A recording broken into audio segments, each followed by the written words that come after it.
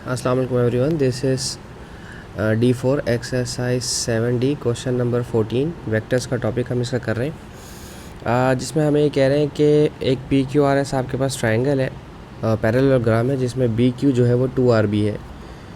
BQ 2RB। अच्छा, parallelogram है तो पहली चीज़ तो ये है कि ये पूरा हमारा B होगा, ठीक है। इसकी पूरे की डायरेक्शन हमारे पास B है और इस पूरे की डायरेक्शन हमारे पास A है, ठीक है। अच्छा, अभी हम जो इन्होंने इन्फॉर्मेशन दी है BQ, मैं इसको यहाँ साइड में लिख रहा हूँ कि BQ is equals to 2RB, ठीक है, इस तरह से।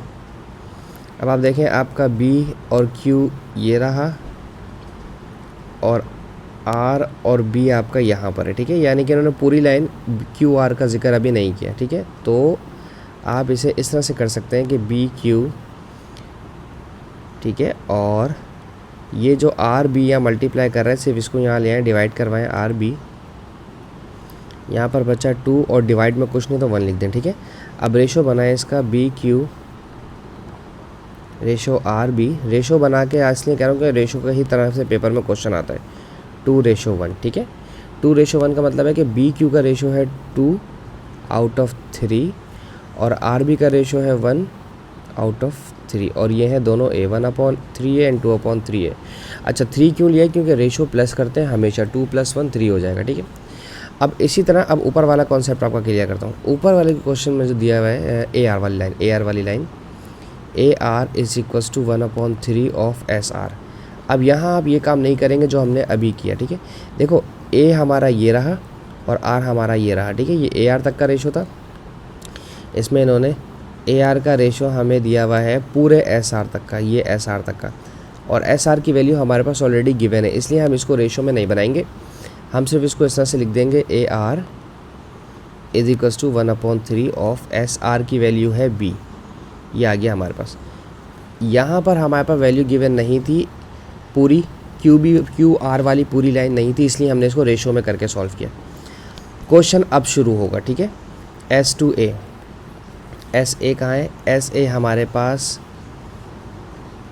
ओके, SA हमारे पास आना चाहिए था। ये 1/3 है तो डेफिनेटली वो 2/3 होना चाहिए था, ठीक है ना। अगर ये मेरे पास ये वाला AR मेरे पास 1/3 है तो ये वाला मेरे पास 2/3 होना चाहिए, ठीक है। SA 2/3 होना चाहिए, ठीक है ना, 2/3। और 2/3 क्यों होगा? क्योंकि 1/3 माइनस होगा 3 में से, ठीक है। टोटल पूरा मेरा 3 है, ठीक है। नहीं, 1 में से माइनस करते हैं, सॉरी, माफ़ कीजिएगा, 1 में से माइनस करते हैं, ठीक है। टोटल लेंथ में से 1/3 माइनस करते हैं, 3 × 1 = 3, 3 में से 1 माइनस किया तो 2/3 आएगा, ठीक है। 2/3 of what? 2/3 of complete line जो कि है B मेरे पास, ठीक है। 2/3 ऑफ B आ गया, ठीक है। अच्छा, पार्ट 2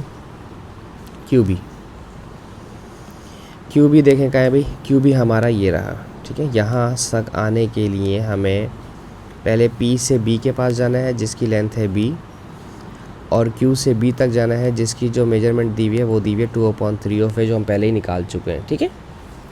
अच्छा, अब हमारे पास है थर्ड पार्ट इसका P2B। P2B हमारे पास कहाँ है जी? P से B तो अभी तो निकाला है। अच्छा, वो QB निकाला है। ओहो, QB तो ऑलरेडी दिया हुआ था, QB को क्यों छेड़ा? QB तो ऑलरेडी निकाल चुका हूँ 2/3 ऑफ है। ये मैंने PB पहले निकाल दिया, PB की डायरेक्शन निकाल दी मैंने। PB की डायरेक्शन है B + 2/3 ऑफ है, ठीक है। वो उसकी डायरेक्शन मैंने इसमें कर दी। वो ये सोचा था QB को मैं PB पर पढ़ रहा था। चले, कोई बात नहीं, सॉरी, माय मिस्टेक। अब फोर्थ पार्ट है Q2S। Q से S जाना है, यानी कि यहाँ से चलना है और यहाँ आकर रुकना है, तो -B + A, ठीक है। या हाँ, A - B भी लिख सकते हैं इसको, है ना। A - B लिख दो डायरेक्ट, A - B, और तो कुछ नहीं। अब नंबर फिफ्थ में है B2A। B कहाँ है भाई? B2A ये चाहिए, ये वाला पार्ट चाहिए B2A, ठीक है।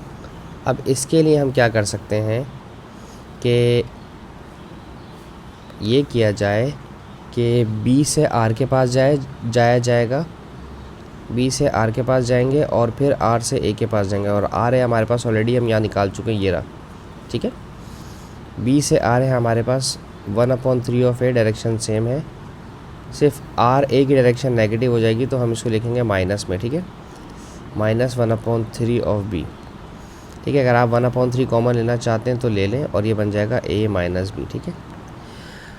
ओके जी, 1/3 a माइनस बी। अब हमारे पास अब है जी थोड़ी सी चीज़ मुश्किल, अभी तक तो हमारे पास कोई चीज़ नहीं थी, ये सारी चीज़ें प्रीवियसली हम करते आए हैं, ठीक है।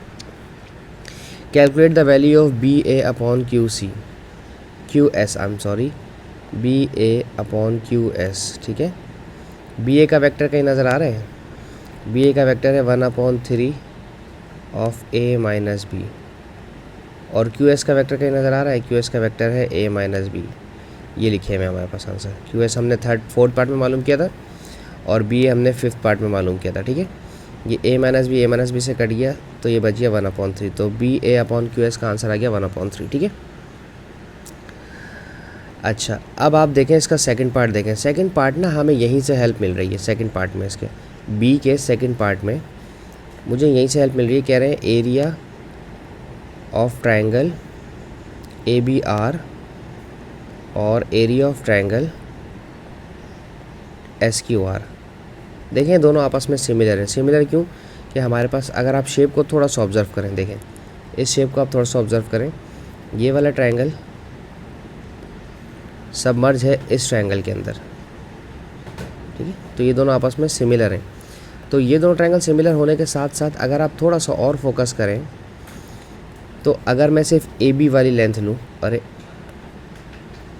अगर मैं सिर्फ ये ए बी वाली लेंथ लूँ या बी ए वाली लेंथ लूँ, इन दोनों को, और यहाँ से क्यू एस या एस क्यू वाली लेंथ लूँ जो कि मेरे पास ऑलरेडी है 1/3, जो कि मेरे पास ऑलरेडी है 1/3। अब चूँकि ये सिमिलर हैं, याद रहे ये सिमिलर हैं, तो एरिया 2 अपॉन एरिया 1 का फॉर्मूला लगेगा जिसमें लेंथ 1 अपॉन लेंथ 2 का स्क्वायर लिया जाता है। तो 1/3 का स्क्वायर लिया जाएगा तो ये बनेगा 1/9, ठीक है। ये सिमिलैरिटी वाला कॉन्सेप्ट थोड़ा सा यहाँ पर इन्होंने रिवाइज़ करवाया है, ठीक है। अब बी का थर्ड पार्ट देखते हैं। अब कह रहे हैं area of triangle A B R and P Q R S. Okay, triangle A B R और पी क्यू आर एस, ठीक है।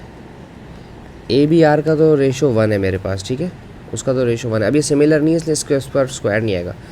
अब पी क्यू आर एस के अंदर अगर आप आएँ थोड़ा सा गौर करें तो ये वाला क्वाड्री ट्रायंगल और ये वाला ट्रायंगल डबल है ना, चूँकि अगर पैरेललोग्राम में डायगोनल जाता है, ये मेरी लाइन डायगोनल की है, ये वाली लाइन मेरी डायगोनल है। डायगोनल जो है पैरेललोग्राम को दो ट्रायंगल में डिस्ट्रीब्यूट करता है।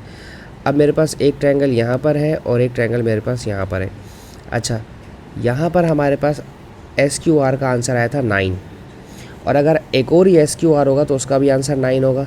तो चूँकि पी क्यू आर एस के अंदर दो ट्रायंगल हैं 9 और 9 के, जिनका एरिया 9 × 9 है, तो ये 9 + 9 18 हो जाएगा, 1/18। इसका आंसर इस तरह से आएगा, ठीक है। ये ट्रायंगल को अगर हमने थोड़ा सा समझ लें तो हमारे लिए काफ़ी चीज़ें आसान हो जाए। होप सो मैं आपको समझाने में कामयाब रहा हूँ। Thank you so much for watching my channel. अल्लाह हाफिज़।